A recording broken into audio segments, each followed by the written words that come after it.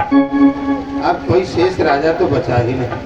मेरी साथ हो जाओगे, खजराहट कैसे शांत होगी? महाराज फिर मैंने उपाय सोच लिया है। कौन सा? चलो इस विश्व का भ्रमण कराते हैं और समस्त राजाओं से युद्ध करवाते हैं, तब तुम्हारे भुजाओं की खुजलाहट शांत होगी। ऐसी बात है तो तत्काल प्रस्थान करो। ये बताओ कौन से जंगल की तरफ प्रस्थान करते हो? अरे बहुत बड़े बड़े जंगलों की तरफ चलते हैं, जैसे तुम्हारे दुधिया का जंगल, मैलानी का जंगल, ऋषिकेश का जंगल, रहमान खेड़ा जंगल, कदरीबाग जंगल, बियाबान जंगल। इन जंगलों में खतरनाक जानवर रहते हैं और खतरनाक जानवरों से युद्ध करवाएंगे तब तुम्हारे भुजाओं की खुजलाहट शांत होगी। ऐसी बात है तो बोले सर्वप्रथम कौन से जंगल की तरफ प्रस्थान कर रहे हैं? चलो चलते हैं ऋषिकेश जंगल। ऋषिकेश जंगल या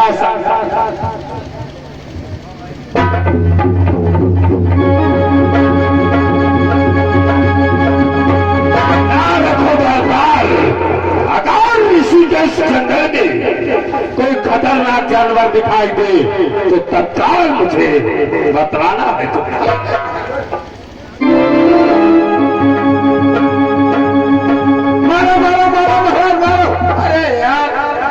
बहुत निकलेगा नेवरा रहा है। मूर्ख कहीं था, नेवरा कोई खतरनाक जानवर होता है? नेवरा तो बहुत खतरनाक जानवर। क्यों, कैसे? हम बताइए। नेवरा 20 कुतवा रफ्तार हिल और नेवरा भागे जा भागे जा भागे जा, घूम का खड़ा होगा, सब कुतवन तुथनी खाएगा, बीच में देख नेवरा लकड़ी घुसेगा। अरे पागलनाथ, अगर तेरा कोई पीछा करे तो कहाँ तलक भागेगा? आखिर में घूम कर खड़ा तो होगा। हाँ यार बात सही है। चलो आगे बढ़ो।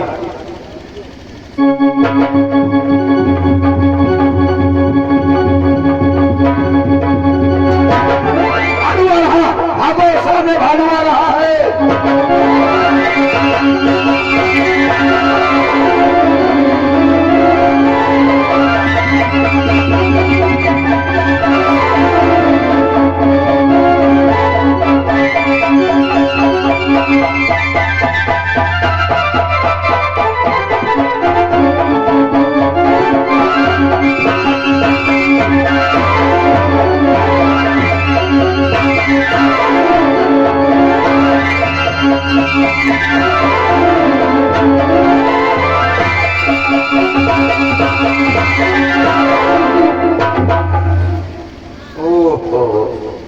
तुम तो बहुत खतरनाक है महाराज। क्यों, कैसे? यहाँ भालू वो दिस रहा है हमारी 2.5 बीघा लो। क्यों, इसे कैसे पहचानता है? सब भुइया बंडा खा जाते खोद। इसको तो पहचानता कैसे? मतिया है, दांत नहीं है शायद के। ऐसी बात है? हाँ ऐसी बात। तो आज से स्वतंत्र हो गया, समाप्त हो गया। हाँ महाराज। द्वारपाल, जो जो युद्ध करता हो, जो साथ भुजाओं में और तूना बल बढ़ता जा रहा है, और तेजी से भुजाएं भड़क रही, और तेजी से भुजाएं भड़क रही। आप चलिए, आपको लिए चलते हैं मैलानी जंगल। मैलानी जंगल? हाँ महाराज। फिर क्यों विलंब, तत्काल प्रस्थान करो। या शंकर, या शंकर।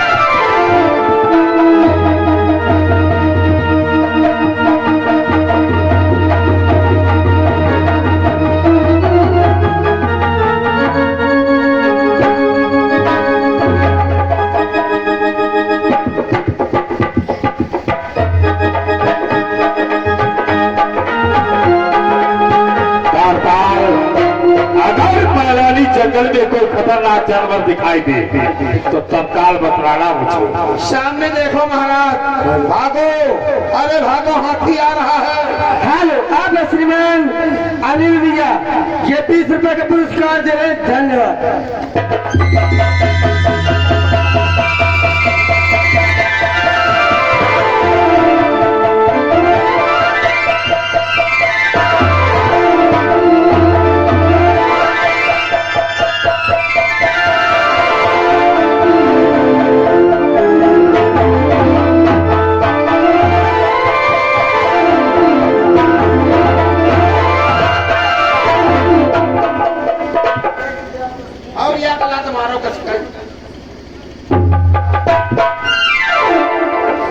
बस करो यार, बाबर फेंक दी।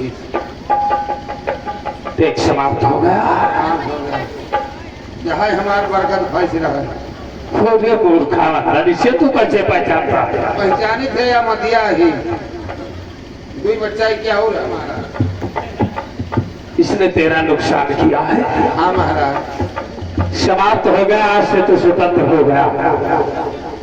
मंत्री चंचल, जाओ जाओ युद्ध करता हूँ, जाओ सात भुजाओं में और दूल्हा बल बढ़ता जा रहा है, और तेजी से भुजाएं फड़क रही, और तेजी से भुजाएं फड़क रही है।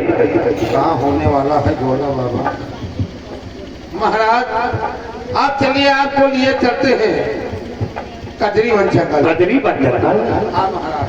फिर क्यों विलंब, तत्काल प्रस्थान करो। या सरकार।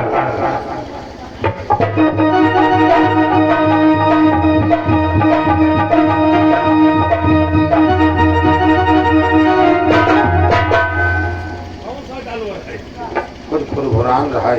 मूर्ख ही का। अगर कोई खतरनाक जानवर दिखाई पड़े तो तत्काल बतलाना। एक महाराज, महाराज एक चौगड़ा भाई था, वह देखा हो मातरी है, नेउरा है, नेउरा हो। अरे ऐसे जब जानवरों का नहीं शिकार करते। सामने देखो महाराज, शेर आ रहा है। ओहो, दहाड़ता हुआ आ रहा है। भागो महाराज।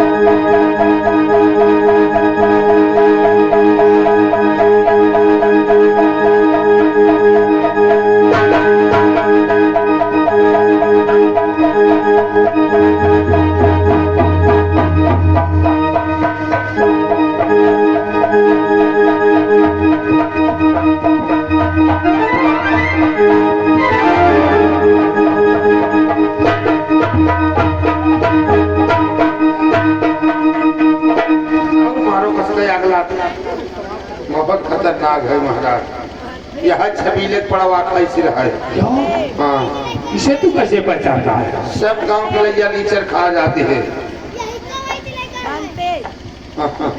हेलो, आप श्रीमान तन्ने पांडे बहरिया की तरफ से ये 20 रुपए का पुरस्कार देना, धन्यवाद। द्वारपाल, हाँ महाराज। जो जो युद्ध करता हूँ, हाथ भुजाओं में और दूना बल बढ़ता जा रहा है, और तेजी से भुजाएं, और तेजी से भुजाएं फड़क रही है। कहाँ होने वाला है अग्नि देवी मैया। महाराज आप चलिए, आपको लिए चलते हैं बड़े बड़े पहाड़ों की तरफ। कौन से ऐसे पहाड़ है की भुजाओं से टक्कर लेंगे? बहुत बड़े विशाल पर्वत है, जैसे तुम्हारा शिमला पहाड़ है, सतकुंभा पहाड़ है, मंझिला पहाड़ है और हिमालय पहाड़ है। ये बहुत बड़े विशाल पर्वत है। तुम्हारे पहाड़ों से टक्कर करवाएंगे, तब भुजाओं की खुजलाहट शांत होगी। ऐसी बात है तो बोलो, कौन से पहाड़ की तरफ प्रस्थान कर रहे हो? चलो चलते हैं सतकुंभा पहाड़ की तरफ। सतकुंभा पहाड़ की तरफ? हाँ महाराज। प्रस्थान करो। या शंकर, जय शंकर।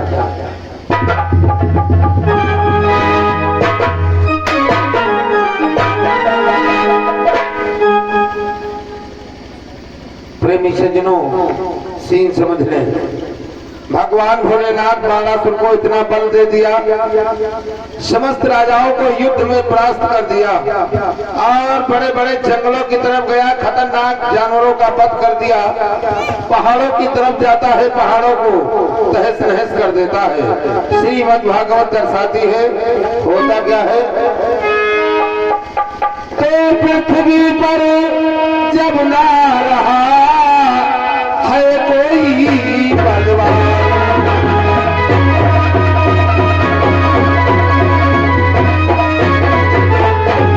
पृथ्वी पर जब ना रहा है कोई बलवान, बाणासुर करने लगा शिव शंकर का ध्यान।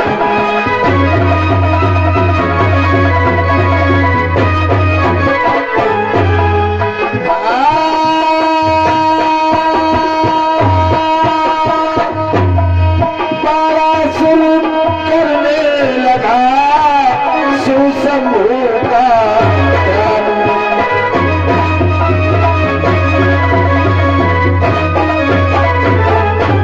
दौड़ता हुआ भागता हुआ बाणासुर कैलाश पर्वत पे जाता है। भगवान भोलेनाथ से क्या सवाल करता है आप लोग सीन में देखेंगे।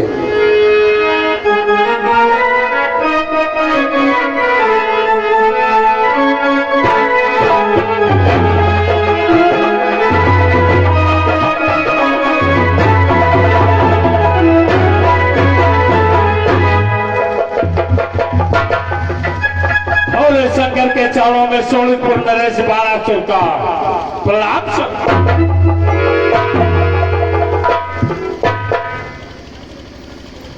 कहिए भक्तराज बाणासुर, आज तुम अत्यधिक भयभीत नजर आ रहे हो, इसका क्या कारण है? भगवान भोलेनाथ और वे अखिलेश्वर है भूतेश्वर, प्रभु कोई योद्धा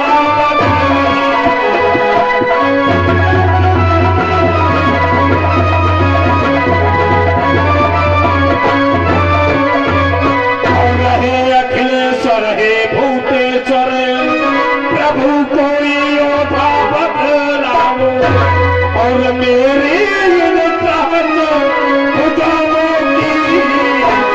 भगवान खुद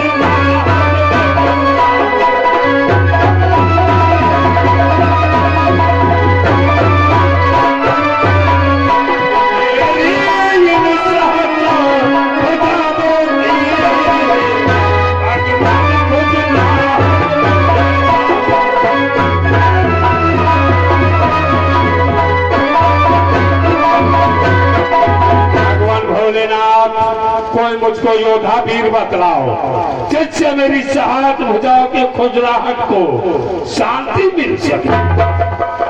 भक्तराज बाणासुर, ये आज कैसी बातें कर रहे हो? एक बार वरदान को मानते हो कि तुम्हारे पास अतुलित बल हो जाए, सो वैसा होगा। तो अब तुम ही सोचिए, इस संसार के मध्य तुमसे बढ़कर कोई बल वाला नहीं है जिस योद्धा को लाकर हम तुम्हारे सम्मुख खड़ा करें। इससे अच्छा है अपना बल अपने पास रखो और इतने में ही संतोष रखो। क्या कहा भगवान भोलेनाथ? इस विश्व के मध्य कोई ऐसा योद्धा वीर नहीं। भगवान भोलेनाथ और देव बताओ वीर कोई, अरे वीर कोई, क्या तुम ही दास का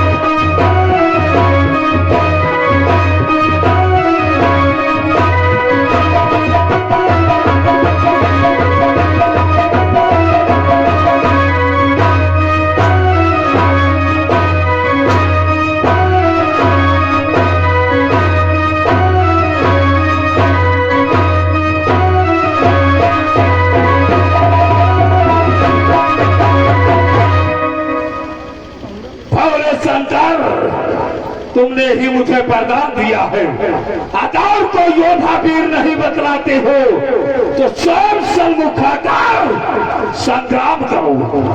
अगर संग्राम नहीं करते हो तो मैं तुम्हारा कैलाश पर्वत छोड़ता।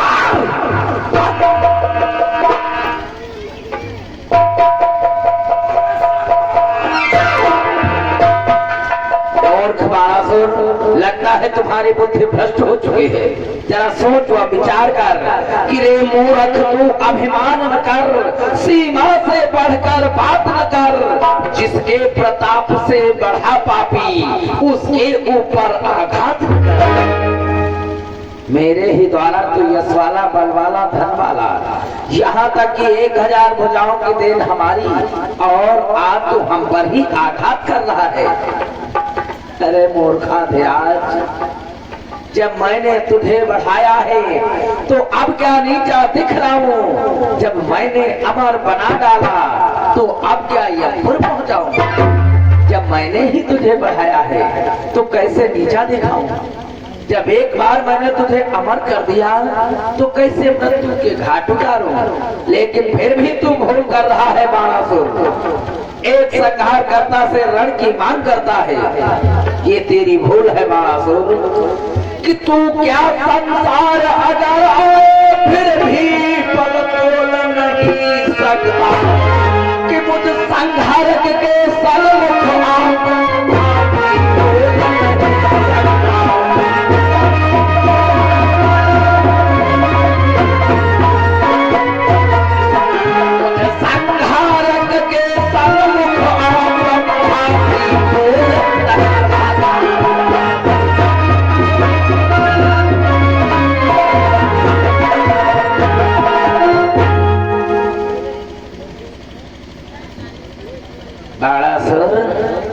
अरे तू क्या सारा संसार एक तरफ हो जाए फिर भी संहार करता शंकर के बल का परीक्षण नहीं कर सकता है।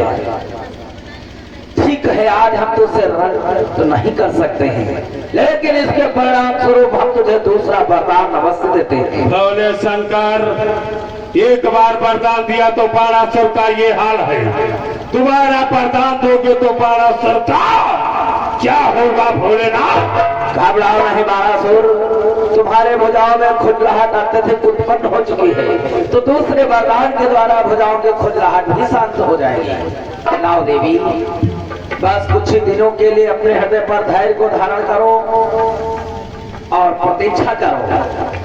तब तक के ध्वजा संभालो, तुम्हारे भुजाओं की खुजलाहट को शांत करने के लिए ध्वजा ही काफी है।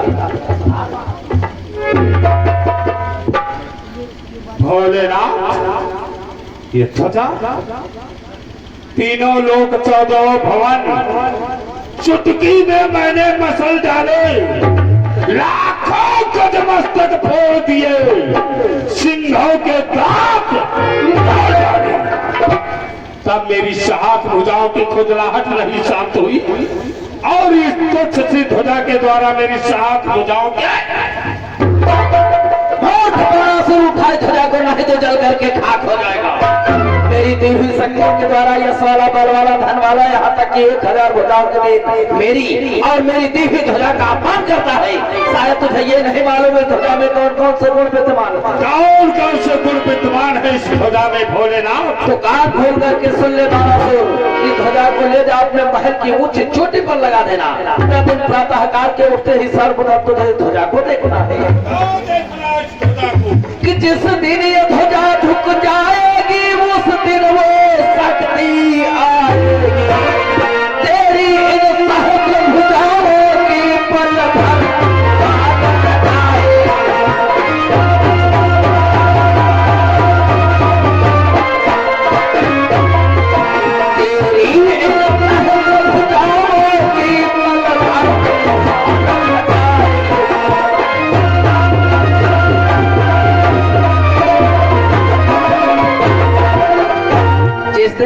ध्वजा नीचे को झुक जाए, समझ लेना कि वो शक्ति उत्पन्न हो चुकी है, जिसके द्वारा तुम्हारे भुजाओं के खुजलाहट शांत हो जाएगी। ऐसी बात है भगवान भोलेनाथ, तो अपने भक्त बाणासुर का प्रणाम स्वीकार करूं और मैं अपने नगर सोनितपुर की तरफ प्रस्थान करूं।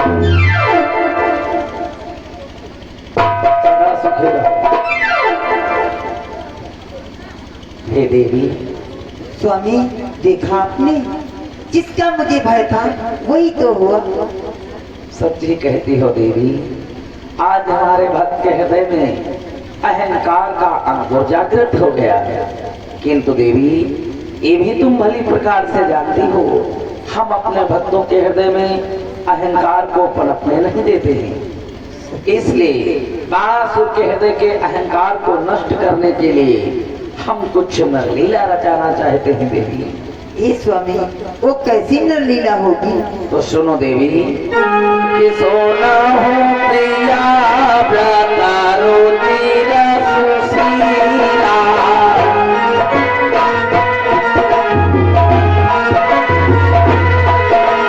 सोना हो प्रिया व्रतारो तेरा सुशीला, मामा का तुम्हारा चाहत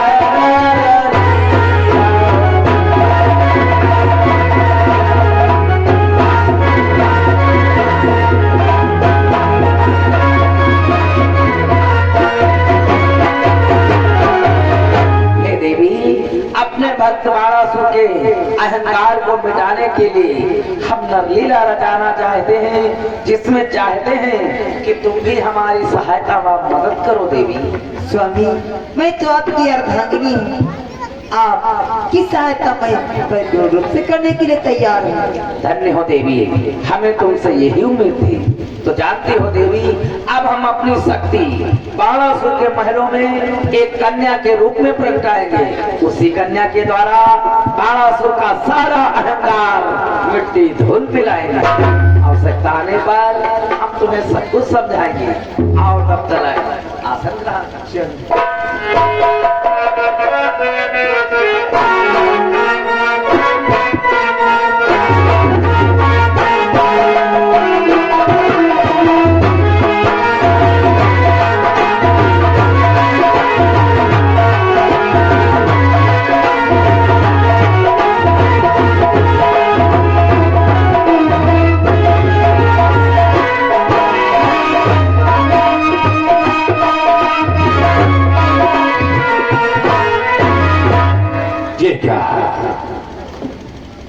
आज मेरे द्वारपाल और द्वारपाल की क्या द्वारपाल, ये क्या है? तुम तो झंडी झंडा उखाड़े लागे। ये भगवान भोलेनाथ की दी हुई ध्वजा, ले पकड़ इसको।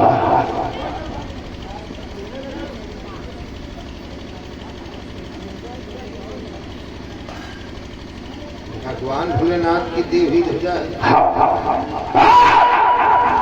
से पंखा समझ रखा है क्या? मैंने विश्व के सभी राजाओं को पराजित कर दिया, अनेकों जंगली जानवरों को पराजित कर दिया, अनेकों पहाड़ों को तोड़कर चकनाचूर कर दिया, तब भी मेरी साहस भुजाओं की खुजराहट नहीं शांत हुई। अंत में भागकर कैलाश पर्वत पर गया, भगवान भोलेनाथ से बतलाया, या तो कोई मुझको योद्धा वीर बतलाओ, अगर योद्धा वीर नहीं बतलाते हो तो स्वयं सन्मुख आकर के मुझसे संग्राम करो। तब भगवान भोलेनाथ ने मुझे ध्वजा दी। जाओ इस ध्वजा को ले जाओ, महल की सबसे ऊंची चोटी पर लगा दो और इस ध्वजा को प्रतिदिन देखना है। जिस दिन ध्वजा नीचे को झुक जाएगी, नीचे को, अरे हाँ सीधी है, सीधी। जिस दिन ध्वजा नीचे को झुक जाएगी, नीचे को झुक, फिर वही बात बताई दे, सीधी तो है। जिस दिन ध्वजा नीचे को झुक जाएगी, उस दिन वो शक्ति आएगी कि मेरी साहस भुजाओं की खुजलाहट को शांति मिलेगी। ठीक है महाराज, जाओ ले जाओ ध्वजा को लगाकर तत्काल रात दरबार को वापस आओ। यस।